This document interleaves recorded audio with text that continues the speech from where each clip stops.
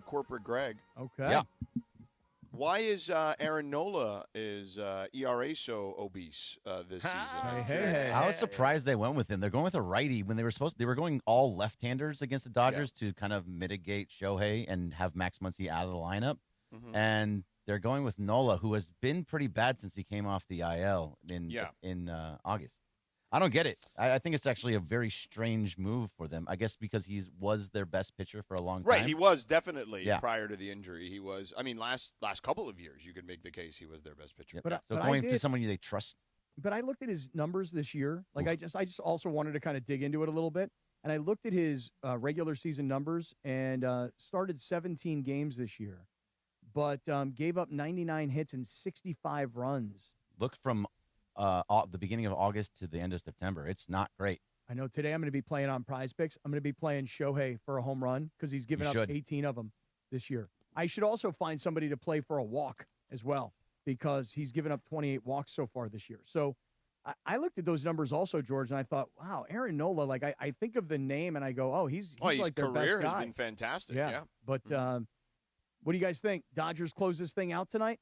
I mean, listen, I think a lot of Blue Jays fans expected to close it out last night, and the Yankees battled back. Well, listen, they were on the right path. It was 6-1 in like the fourth inning or something like that, and then all of a sudden Aaron Judge went bonkers.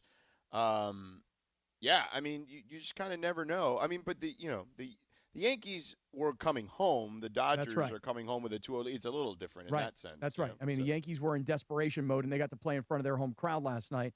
The Dodgers are in total control of this series and about to land the knockout punch against the Phillies, and they get to come home tonight. And I did read a story that, and I guess I'm kind of surprised by it, because last week we had this conversation. I'm like, all right, look, it's the wild card. It's the Reds. It's earlier in the day. I understand why there were tickets available last week, but I am surprised that in game one, which could be an elimination game, the Dodgers could eliminate the Phillies, game one tonight, in a much better time slot, there seems to be an ample number of tickets available. Well, people started listening to you the other day.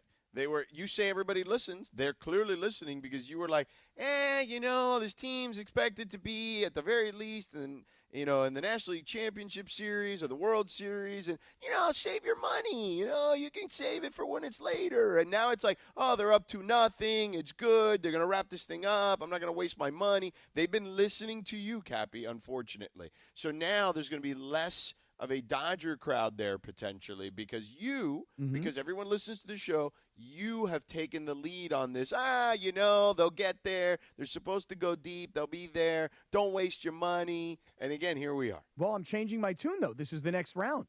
I'm saying, hey, look, this is not a 3 o'clock Pacific time game. This is a 6:08 first pitch tonight at Dodger Stadium, which, by the way, doesn't really change your traffic problems. You still got issues dealing with that.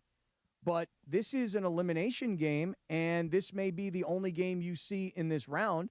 Now, I do understand, like, some people are like, hey, look, there's no chance I can afford this, so I'm going to wait, and I'm going to, put all my money into the NLCS, or I'm going to wait for the World Series. But if you can't afford this one, how are you going to afford the next one? Well, you're saving. You're saving now so that you can, because, listen, if you are saving up money to go to one of these games, I give you a lot of respect because it means that you care that much about your team that you got to save it up. But I guess I'm a little surprised that in a game that there could only be one in this round, in theory, that tonight there are tickets available. And granted, look, the Dodgers play in what I believe is considered the biggest stadium in all of Major League Baseball, but it's also a 50-some-odd thousand seat stadium with 12 million people around town. And maybe people are a little – what do you think, Bergie? Are people a little like, well, I expect them to go further, so I'll wait? What's your explanation for why tickets would be available for a game like this? I think it's very much that because if the Dodgers came back 1-1 or 0-2, I think this would have been a much bigger ticket. There would be a lot more people wanting to go. But because of that they're up 2-0, and they assume they're going to go to the CS, so you save your money. And the prices are not very high for today. Hopefully people do buy those tickets because it's important to be there and to cheer them on, especially with Yamamoto on the mound. Yeah, I don't know why it wouldn't be like that. Yeah, well, maybe you're right, George. Maybe everybody was listening to me, and they're like, Cap's right. I mean, they're going to go to the World Series anyway. So it must be nice to have, like, playoff fatigue Like, you know, I know. I don't need to go. Wouldn't you Well, love it's to funny. know? I was.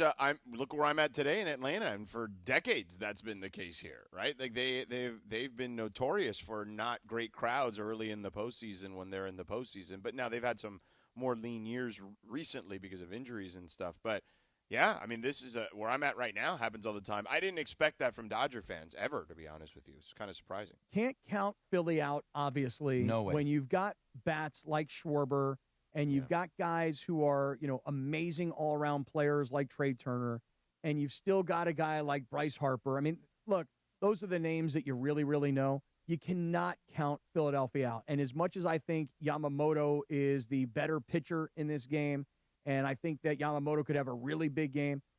And again, we've kind of gone through Nola's numbers for Philadelphia, who's their starting pitcher today, and how it's not been a great season for him, and he's given up a bunch of home runs. You just can't count these guys out.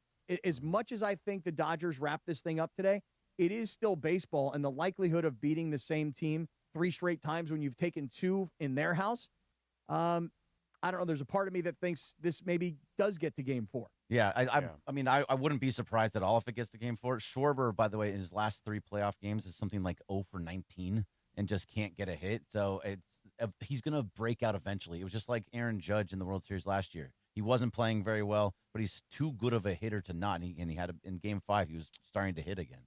If you love baseball, today's a great day. I mean, you could have potentially 4 closeout games tonight.